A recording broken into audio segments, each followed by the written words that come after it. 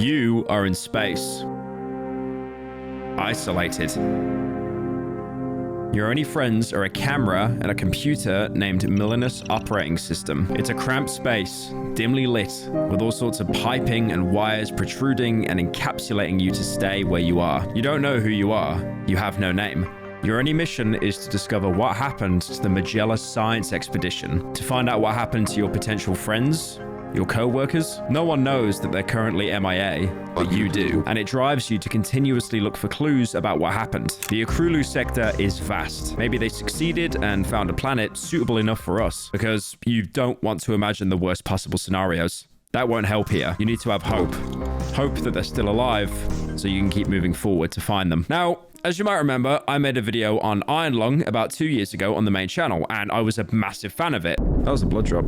Oxygen notification. Oh my god, that scared me. It created this insane atmosphere and succeeded at building the world around you. Even if you were locked away in this non-functional submarine, that is going to feel a million times better than this game called Voyager 19. Because at least in Iron Lung, you could move around.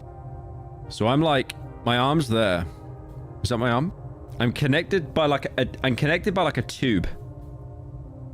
That's weird. In Voyager, you're basically stuck to tubes, so all you can do is look around. Now, both of the games have an incredibly similar look and feel, and both pretty much have the same objective. You're alone in figuring things out in space. But instead of being on a moon with an ocean full of blood, you're now in the depths of space recording different kinds of planets, trying to find a suitable one that humans could one day live on. The official goal of this mission is to search for habitable planets in the Okrulu sector, but your real mission is to figure out what happened to the Magellan science expedition that went missing there. The public is unaware that they've deviated from their original course and cut communications. We need to know what happened before it gets publicized. We've provided you a Voyager 19 series spacecraft. It's basic, but has hibernation tech and fractional light speed capable engines. The electronics are the main limitation. Radiation will degrade them on interstellar flights, but they will remain functional for the 7 missions we've commissioned you for. Much like Iron Lung, you're left with more questions than answers, but at least this time you seem to be someone that's commissioned for the job instead of being a prisoner. All you know right now is you're on a spacecraft known as the Voyager 19, and you only have supplies for the 7 requested and commissioned missions that you're put on. You need to retrace the course made by the previous expedition and piece together what happened. Now, the best piece of equipment in the game is the Millus OS. It's an operating system that takes care of everything that you need to do. There are 5 menus that you can click and pick from. There's the mission, navigation, sensors, power, and files. Your mission tab is where you can see how many planets you still need to explore, which counts as recording audio of the planet for 5 seconds and a decent photo. Mission. Planets photographed 1 out of 4. Planets recorded 1 out of 4. Missions completed 0 out of 7. Oh, this is long. Okay. Power. Navigation. Your power supply is probably one of the more important mechanics of the game. Thankfully, though, this isn't like Five Nights at Freddy's where you have to end up balancing it all. The power battery and the levels you have in the battery are the number of sections that you can power up. So in the first mission, for example, you can maximize everything because the game is trying to teach you how it works. It's kind of like the system in Starfield where you'd allocate power to different parts of your ship. But again, like, who's playing Starfield in current year? Wait, what? Oh, I'm gonna die. Okay. Okay, so you need life support on. The one thing you can't turn off for very long is your life support, which when disconnected will keep beeping until you turn it back on. If you leave it off too long, your character will pass out and you'll die. And if you're like me, you probably thought, this is probably going to be a mechanic later. I'm very sure near the end of the game, I'm going to have to turn this off to power up my ship. And yes, you would be right, because this game truly, truly hates you. Right, I guess we're turning all of this on. We don't have any power left, though. Your navigation system is controlled with 4 arrows, controlling the X and Y axis as you pinpoint your travels to the next planet. You need your navigation systems and thrusters on to travel anywhere. Now, we'll get into those mechanics a little bit later. Travel. Maybe we're traveling. Traveling pretty quickly as well. Okay. The sensors menu is where you record the audio that comes off the planet where you take the picture, utilizing the thrusters to ensure your photo gets the planet nice and centered. If it's off center or cropped out, they won't accept it. Toggle radio. Okay. Recording complete. Take picture.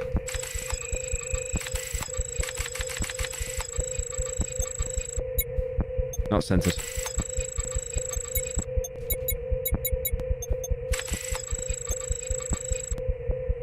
Picture good. So we're taking pictures? It basically is Iron Lung, right? Now, lastly, the files section, because yes, again, this is very similar to Iron Lung, where there's a huge lore dump, but now your files section is empty and this won't be used until later in the game, so we can just leave it for now. How to properly document planets. Photograph all systems' planetary bodies from the star-lit side. Stars may be photographed from any angle. Record 5 seconds of radio near each celestial body.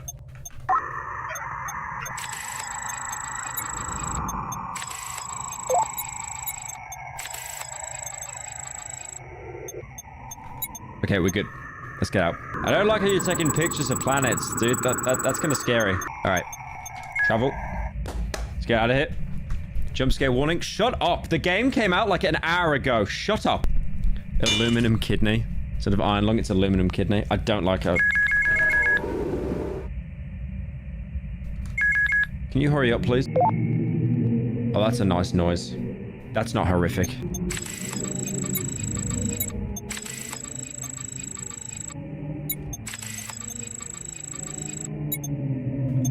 Are we done? Are we done? Can we get out? Let's go. Let's go. Hibernation, hibernation. When you collect enough data, you enter hibernation and travel to the next planet system. Okay, it's definitely gonna get scary now. It's getting more and more scuffed. I don't like that. I don't like how it's getting more scuffed. Now, as the missions progress, radiation gets worse and your power supply dwindles, eventually only being able to power a couple things of the ship at any given time. We're missing power on something. Okay, so we're missing it. So what I'll have to do is go into this menu. Well, what I'll have to do is go into this menu and I'll have to keep swapping between these. It's a little bit tedious. Right, so we're already out of planet. So let's turn off, no, not centered. Okay, picture's good. And then if we turn off the camera, turn on the radio.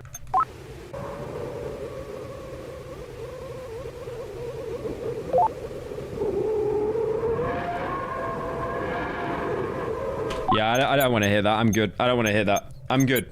I'm good. Really don't want to hear that right now. What I'll do is I'll just travel to a planet and then I'll knock off navigation and stuff so I can actually take the pictures and that and then turn it back on. HJ1. Is this a horror game? No, it's a comedy game done by Adam Sandler. We can travel really fast then. If we're able to go to these planets and like other systems so quickly. Magella vessel. This is a vessel? Okay, this is different. This isn't a planet. This is a vessel. This is new. I like how he just got dragged across the planet there. I feel this one's going to be bad. This one's going to be really bad.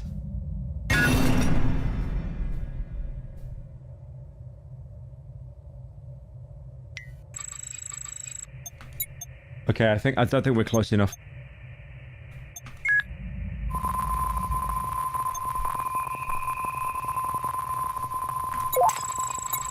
There it is. Eventually, after documenting some planets, we find the Magella vessel. And then scanning it with the radio, you'll notice that there's been a transfer onto your ship.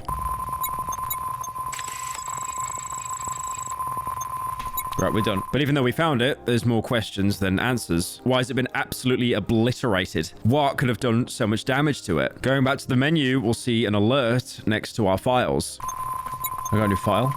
Files that have been transferred from the ship, but they're encrypted. Ship log. Decrypt. Time left 3 years? Journal entry. File encrypted. File encrypted. File encrypted. 3 years. Dude, look at how long it takes me to make a video. That sucks. Taking around 3 to 4 years each to figure out this ship's final moments. You get 4 files. A ship log, a journal entry, a chat log, and something else. It's not normally titled like the others. From what we can tell of the picture of the mangled craft, there's no bodies around, or none were recovered. They might even still be floating in space. We don't know if anyone survived, and nothing is cluing us into that. All we can do is decrypt one of the files, go back into hibernation, and when we wake up, hopefully there'll be some answers.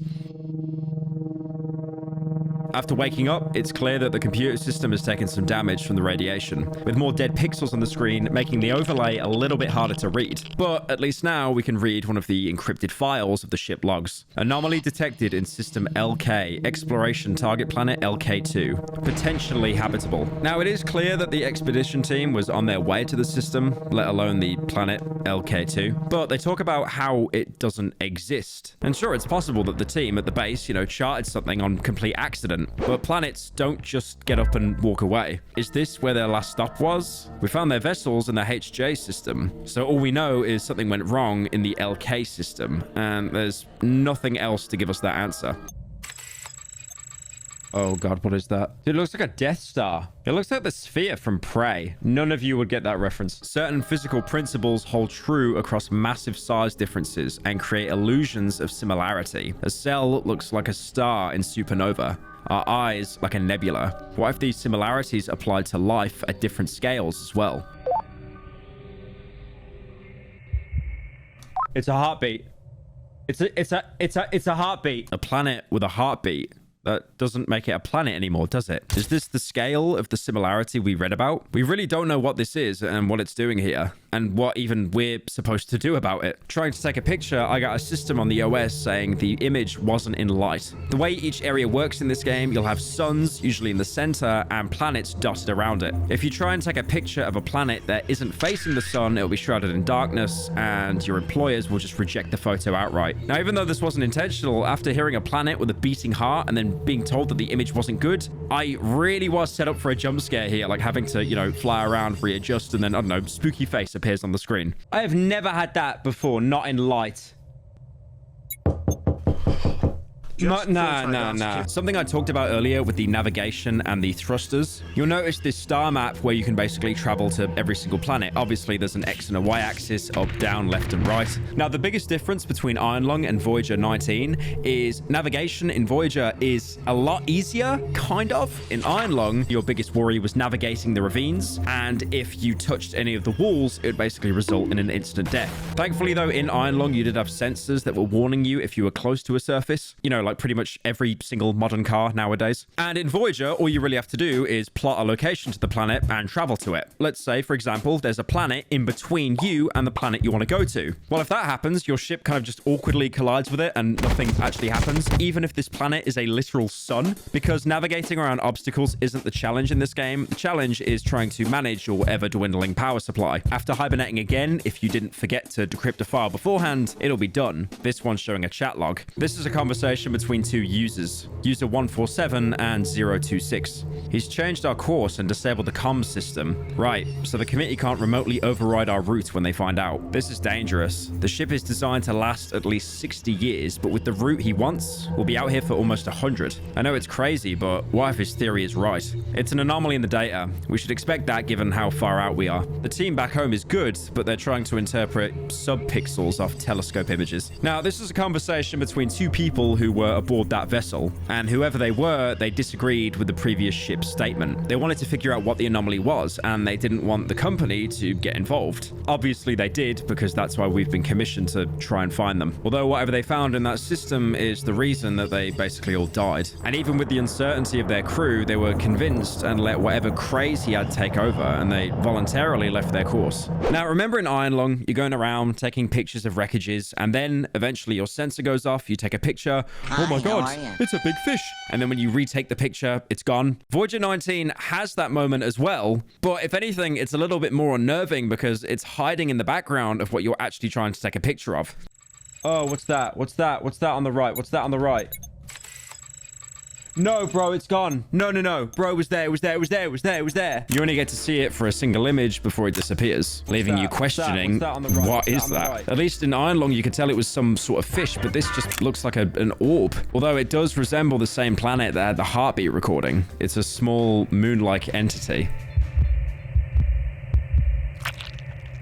Oh, guys, look, it's it. It's the Iron Lung planet, the Blood Moon planet. It's all connected in the same universe. Going back to the missions tab, we noticed that we can't actually hibernate yet. Why am I not done? An additional planet has been added to our number. That's new. That planet wasn't there. We're at 3 out of 4 planets. Whatever we spotted has forced its way into being observed. We need to collect data on it. Every planet we've traveled to has always had some kind of name, but this one isn't even labeled, only coming up with 3 question marks. Whatever it is, it's following you. Even systems away, it somehow still finds you. So many horror games have you hide in a closet or under a table waiting for the bad thing to go away. You can't hide from a being like that. You're completely stuck in the open. Now, I'm pretty sure for a lot of you watching, you're probably drawing comparisons to Junji Ito's Remina, which was a manga about this huge colossal planet that ended up consuming the Earth. Again, if you've been remembering to decrypt the files, one of them shows a text log. It's incredibly hard to read with the amount of dead pixels on the screen due to the radiation damage, but if you squint, you can just about make it out. These predators may mimic food or sexual partners to lure in their prey. One example is the snapping turtle, whose tongue resembles a worm. It can wriggle around. When fish attempt to eat it, it will instead be eaten by the turtle. Another form of aggressive mimicry is found in... It's cut off. You don't get the full context of this passage or what bigger predator they're talking about. It could be possible that that planet we saw, the one with a heartbeat, isn't even a planet, and it's just pretending to be one to lure you in. They prey on spacecraft that come into their territory, trying to get more information and use it to their advantage, luring them further and further away from their original course, just like what happened to the expedition team. Unfortunately, it really does seem that we're following the exact same footsteps that led all of them to die. What's it doing?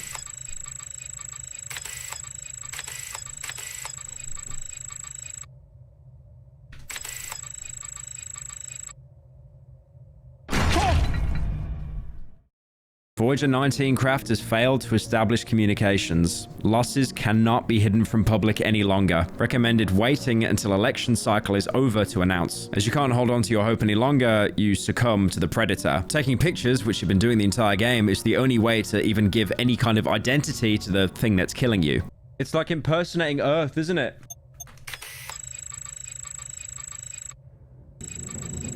What the hell is it doing?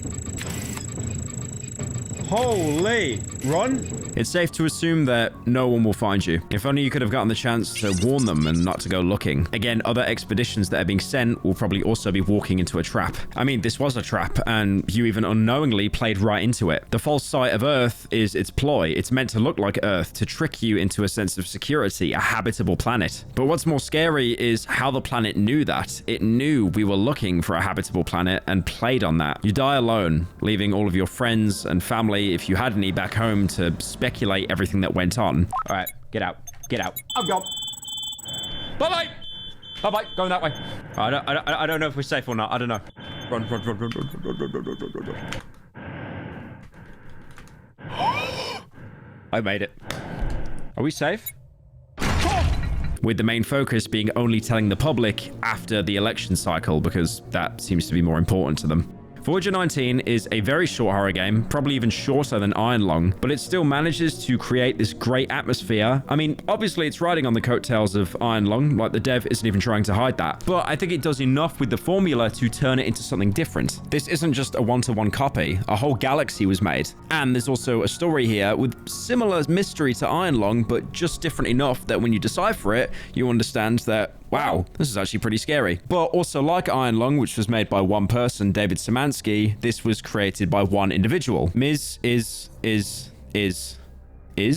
I think I'm saying that name right. If the name sounds familiar, that's good, because it should. This guy made Endoparasitic, which is another great game that's really enjoyable, even though it's totally different. I also played that game on stream a little over a year ago, and it was single-handedly the worst stream I ever had in my life because my chat baited me into not using endgame weapons, lying to me, saying that if I didn't, I would get the good ending. Is that a fucking flare gun? Oh my goodness! That will just be comedically broken, I reckon. People are gaslighting me now into saying don't keep the flare, you get the bad ending. If you look at his itch.io, he's been at this for a long time, and I'm pretty sure that there are more hidden gems there. Now, this game overall is really good. I definitely recommend trying it. Being able to slowly see comparisons between the files you got from the shipwreck and your own experiences is a really good touch. And also, you can totally miss out on this. Like, if you collect these files from the ship, which is mandatory, if you don't decrypt them before you go into hibernation, you'll never be able to know the full context. Nothing in this game is ever in your face, you know, telling you what happened. There's no Bioshock audio recording of, oh, they're coming to kill us.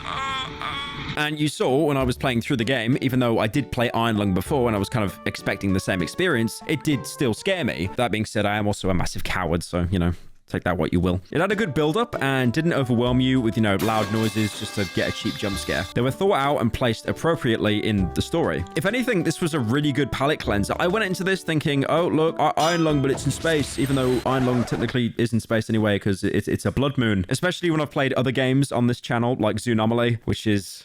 Oh god, let's not talk about that. But this was great. This was a great palette cleanser. The setting itself is really good. Now, like I said, you couldn't actually move in the game. You're kind of like attached to the ship, but you can look around. And whenever I looked down, I would see a flashing light that would appear for a second. I genuinely thought one of the scares in this game was going to be, you know, something getting in the ship and then crawling towards me from down below, like some kind of jump scare. But that never happened. But I didn't know that wasn't going to happen, so that played on my mind the entirety of this game. Overall, it's definitely a great game. I'm going to give this 8 Pyro Planet-sized commissions out of 10.